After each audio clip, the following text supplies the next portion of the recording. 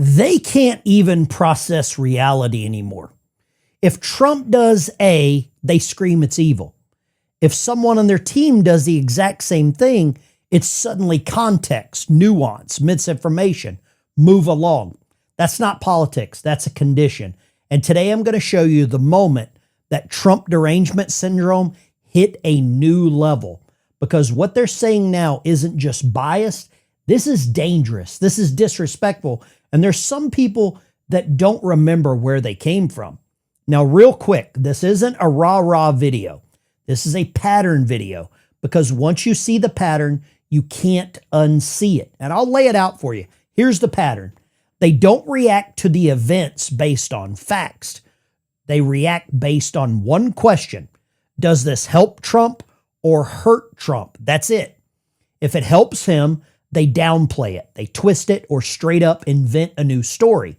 If it hurts them, they treat it like the end of the republic. And what's crazy is you don't even need insider information to prove it.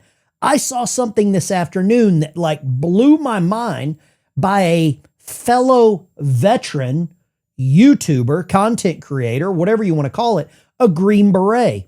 And it really got me to thinking. It got my mind like the gray matter. And you just need their own words on the record, side by side. So in this video, I'm going to do three things. I'm going to show you the clip and the claim that kicked this off, break down the double standard in plain English, explain why this matters for regular Americans, because this kind of hysteria has consequences. All right, let's get into it. All right, let's dive right in. First up, this is a clip put out by the White House. If you've been on planet Earth right now, you know that Nicolas Maduro, the dictator, has been captured. And this is a clip that the White House put out. Venga por mí. Aquí lo espero en Miraflores. No se tarde en llegar, cobarde. And now you don't know. Now you.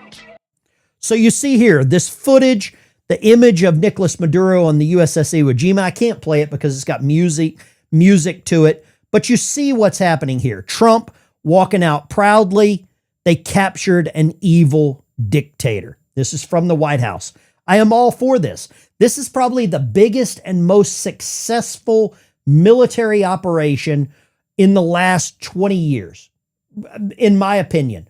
To be able to go into another country, turn off the power, go to the presidential palace, snatch the president and his wife, and get away scot-free without one iota of a mistake. This is amazing. This is like you have an infection on your scalp and you send in the special forces to pull the one hair follicle out that was causing the entire infection. You can't deny how good this was put together.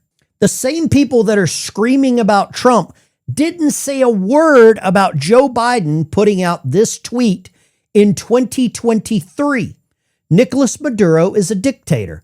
I strongly condemn his regime's violent takeover of the Venezuelan National Assembly, the country's sole remaining democratic institution.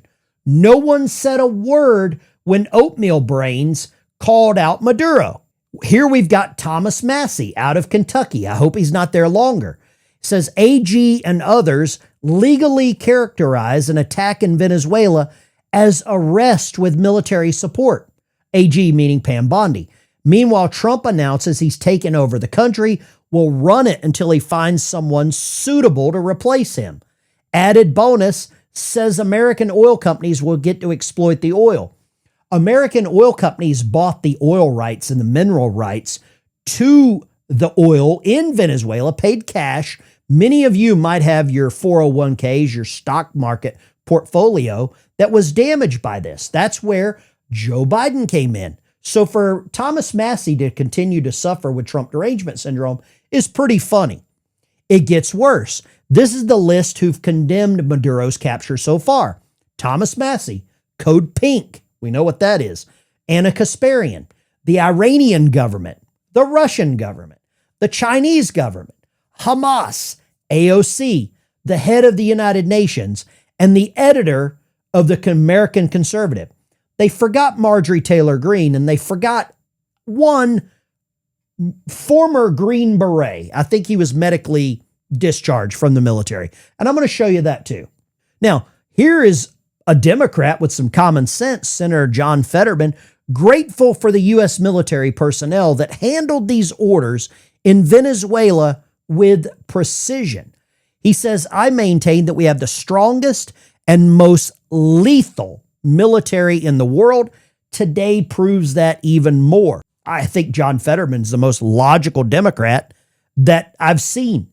And the comments on his tweet, his X post, hell yes, don't mess with us, says you should join the front line so we can replace your seat. So the Democrats are starting to hate John Fetterman because he's reacting with a little bit of common sense. Now, we've got Marjorie Taylor Greene. She has to chime in. The next obvious observation is that by removing Maduro, this is a clear move for control over Venezuelan oil supplies. Marjorie, the day that Maduro was taken, he was meeting with the Chinese. But you would know that because you're a sitting member of Congress for about another 2 days until you cash out with your lifetime pension. Right, Marjorie? Right. And then a little further down from her actual government account, I served on the Homeland Security Committee for the past 3 years. I'm 100% for strong, safe, secure borders and stopping narco terror and cartels from trafficking deadly drugs and human trafficking into America. Well, that's exactly what Trump did. He cut the head off the proverbial snake, Marjorie. Here we've got Alex Jones. Now, he brings up something here that I wasn't expecting, but I very well believe that this could be part of the reason, and I want you to listen to what Alex says.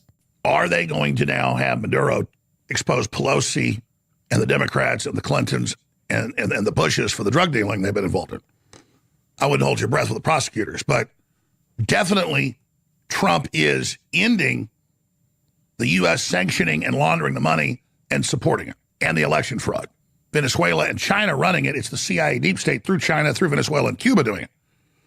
So Cuba's in deep trouble. Mexico and Scheinbaum, its operations in trouble.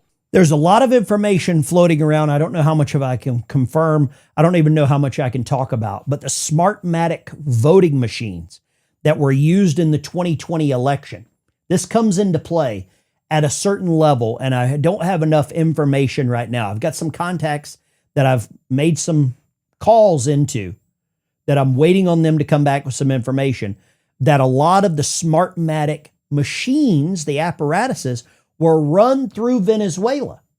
So is that the main reason that Trump wanted to extract Maduro alive?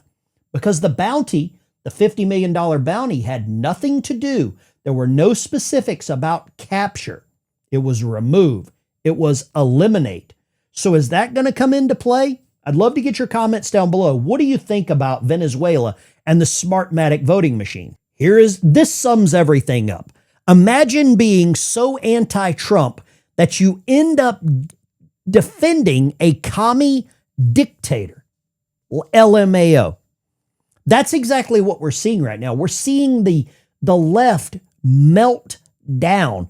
Their hatred for Trump is blinding them from any level of common sense. And Sydney Watson points it out, and she's a doctor, so she knows how to diagnose TDS. This is the perfect example. A lot of the policies that we have put in place has kind of helped lead the devastation in Venezuela. And we've sort of set the stage for where we are arriving today. This particular bullying and the use of sanctions to eventually intervene and make regime change really does not help the people of countries like Venezuela, and it certainly does not help.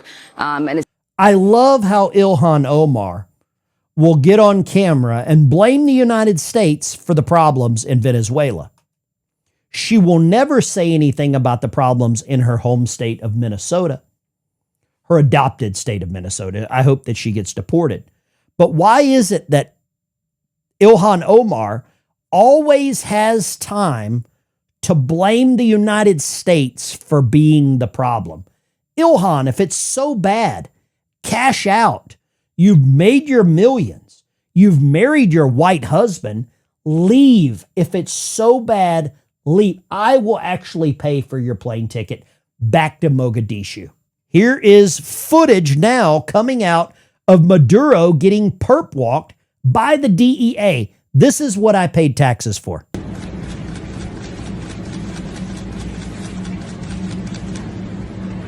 Night, get later. Night. Happy New Year. That's Maduro saying good night and Happy New Year. The level of Trump derangement syndrome has reached almost the pinnacle.